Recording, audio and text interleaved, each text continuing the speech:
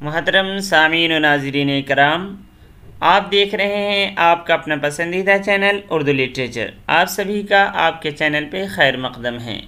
فی الحال ابھی ہم دیکھ رہے ہیں مقدمہ شعر و شاعری پہ سوالات۔ جو شخص شعر کی ترتیب میں اصلیت کو ہاتھ سے نہیں جانے دیتا اور محض ہوا پر اپنی عمارت کی بنیاد نہیں رکھتا ہے، وہ اس بات پر قدرت رکھتا ہے کہ ایک مطلب کو جتنے اسلوبوں میں چاہے بیان کرے، اسے قدر وسیع ہوگا جس قدر کے اس کا یہ وسیع ہوگا۔ تو اس کا جواب کیا ہوگا؟ یعنی کس کے وسیع ہونے سے کس کی وسعت بڑھ سکتی ہے؟ تو جس قدر مطالعہ وسیع ہوگا اسی قدر تخیل بھی وسیع ہوتا جائے گا۔ تو مطالعہ پہلے میں آیا جائے گا اور دوسرے میں تخیل، یعنی تخیل کا وسیع ہونا مطالعے پہ منحصر ہے۔ جتنا یہ ہوگا اتنا ہی اس کا تخیل وسیع۔ اگلا سوال ہے، شعر کی ترتیب کے وقت اول متناسب الفاظ کا انتخاب کرنا اور پھر ان کو ایسے طور پر ترتیب دینا کہ شعر سے معنی مقصود کے سمجھنے میں مخاطب کو کچھ تردد باقی نہ رہے۔ اس سے کس صفت کی طرف اشارہ ہے؟ تو یہ بالکل واضح ہے۔ اس سے اشارہ کس چیز کی طرف ہے؟ تفحص الفاظ کی طرف۔ تو دیکھیے کیا کام ہے۔ سب سے پہلے کہ متناسب الفاظ کا انتخاب کرنا ہے کہ کون سا مناسب الفاظ اس خیال کے اظہار کے لیے ہوگا، پھر اسے ایسے ترتیب دینا کہ شعر سے معنی مقصود کے سمجھنے میں مخاطب کو کچھ شک نہ رہے، تو اس کو بولیں گے تفحص الفاظ۔ اگلا سوال ہے، جو شعر شاعر کی زبان یا قلم سے فوراً بے ساختہ ٹپک پڑتا ہے وہ اس شعر سے زیادہ لطیف اور بامزہ ہو جاتا ہے جو بہت دیر میں غور و فکر کے بعد مرتب کیا گیا ہو۔ اس میں کس بات کی طرف کو بہتر قرار دیا گیا ہے؟ تو اس میں آپشن ہے ہمارے پاس، ہر شعر کو، آمد کو، عورت کو یا نظم کو۔ تو دیکھیے یہاں پہ جو ہے یہ آمد کو، یعنی خود بخود مضمون آئے اور اس کے لیے الفاظ بھی شاعر کی زبان سے نکل پڑے، تو اس کو بہتر قرار دیا گیا ہے اس سے جس میں عورت سے کام لیا گیا ہو، یعنی سوچ اور غور و فکر کے بعد وہ شعر کہا گیا ہو۔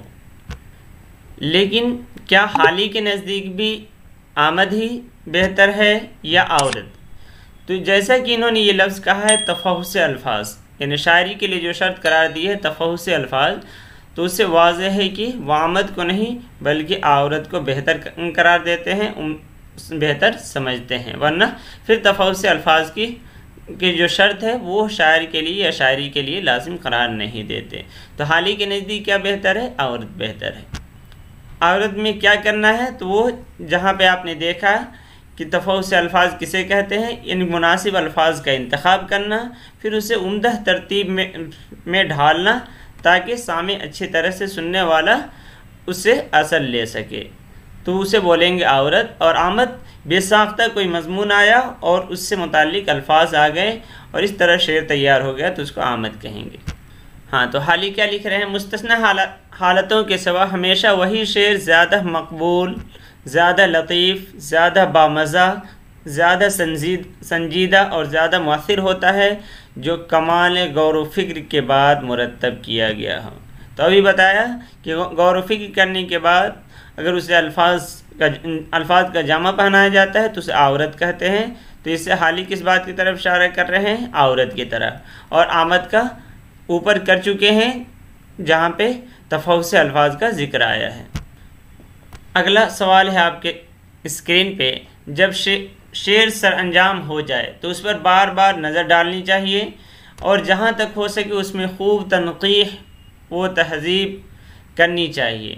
پھر بھی اگر شعر میں جودت اور خوبی پیدا نہ ہو تو اس کے دور کرنے میں پس و پیش نہ کرنا چاہیے، یعنی جہاں تک ہو سکے اسے اچھا بنانے کی کوشش کرنی چاہیے۔ یہ قول کس کا ہے؟ ابن خلدون کا ہے، قدامہ بن جعفر کا ہے، ابن رشید کا ہے یا حالی کا ہے؟ تو اس کا جواب ہے ابن رشید کا یہ قول ہے۔ انہوں نے یہ بات کہی ہے کہ جب تک شعر اچھا تیار نہ ہو جائے اس پہ آپ کو کوشش کرتے رہنی ہے کہ کیسے اچھا ہو جائے۔ اس لیے انہوں نے کہا کہ اگر بہت محنت کی ہے، آپ اپنے پورے کوشش کر رکھے ہیں، لیکن ابھی بھی اس میں جدت اور خوبی پیدا نہیں ہوئی ہے، تب بھی اس میں بدلنے میں آپ کو پس و پیش نہیں کرنا چاہیے، بلکہ بدلتے رہنا چاہیے۔ اب جب ہم بات کر رہے ہیں تفحص الفاظ کے، یعنی معنی کو سامع تک پہنچانے کے لیے الفاظ اہم ہوتا ہے، اس پہ بات ہو رہی ہے۔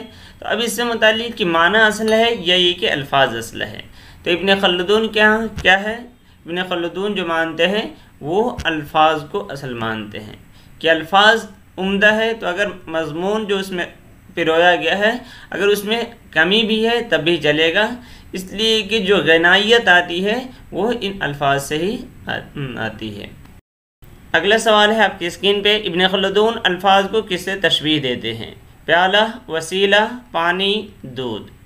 تو اس کا جواب ہے کہ وہ پیالہ قرار دیتے ہیں کہ الفاظ پیالہ ہے، پیالہ اچھا ہونا چاہیے، خوبصورت ہونا چاہیے، اب اس کے اندر جو مٹیریل ہے وہ اگر خراب ہے تب بھی چلے گا، یہ ہے ابن خلدون کا کہنا۔ تو ابن خلدون الفاظ کو کس سے تشبیہ دیتے ہیں؟ پیالے سے۔ تو معنی کو کس سے تشبیہ دیتے ہیں؟ پانی سے۔ تو ابن خلدون کا یہی کہنا ہے کہ الفاظ جو ہے وہ پیالے کی مثل ہے، الفاظ یہ پیالے کی مثل ہے، اور جو معنی ہے وہ درجہ رکھتا ہے پانی کا۔ تو پیالہ یعنی پیشکش جو ہو وہ بہتر ہونا چاہیے، یہ ہے ابن خلدون کا کہنا۔ ابھی ہم اوپر دیکھ چکے ہیں کہ ابن خلدون جو ہے وہ کس کو لازم قرار دیتے ہیں؟ وہ الفاظ کو فوقیت دیتے ہیں۔ آئیے حالی کیا کہتے ہیں؟ بس یہ کہنا ہے کہ شاعری کا کمال محض الفاظ میں ہے، معانی میں ہرگز نہیں، کسی طرح ٹھیک نہیں سمجھا جا سکتا۔ حالی نے یہ بات کس کی مخالفت میں کہی ہے؟ تو ابھی ہم دیکھ ہی چکے ہیں اوپر وہ کون الفاظ کو فوقیت دیتے ہیں، تو وہ ہیں ابن خلدون۔ ابن خلدون الفاظ کو فوقیت دیتے ہیں۔ حالی کا یہ کہنا ہے کہ صرف الفاظ نہیں بلکہ معانی بھی اہمیت رکھتے ہیں۔ تو صرف محض الفاظ کا کمال یہ شاعری کا کمال نہیں ہے، بلکہ معانی بھی بہتر ہونے چاہیے۔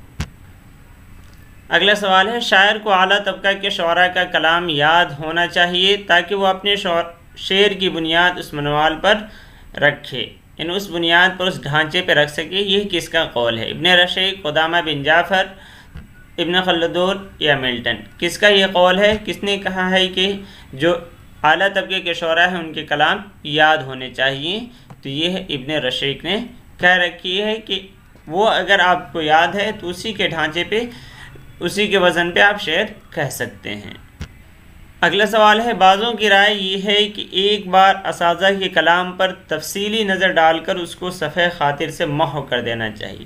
ہاں، یعنی یاد تو رکھنا ہے، رکھنے کے بعد اسے کیا کرنا ہے؟ اسے ایسا سمجھیے کہ ہم بھول گئے ہیں۔